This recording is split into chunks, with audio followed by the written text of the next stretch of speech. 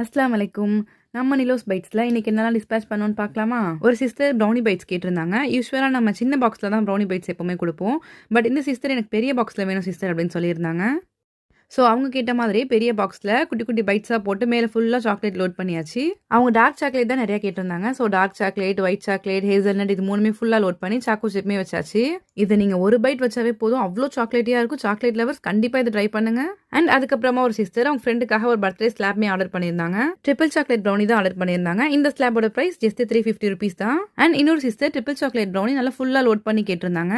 இதை பார்த்தா உங்களுக்கே தெரியும் நம்ம எந்த அளவுக்கு சாக்லேட் லோட் பண்ணிருக்கோன்னு. அண்ட் அதுக்கப்புறமா 12 ஃப்ரெண்ட்ஸ் சேர்ந்து நம்ம கிட்ட single piece brownie 12 piece order பண்ணியிருந்தாங்க. அப்புறம் ஒரு sister milk chocolate lava cup order பண்ணியிருந்தாங்க.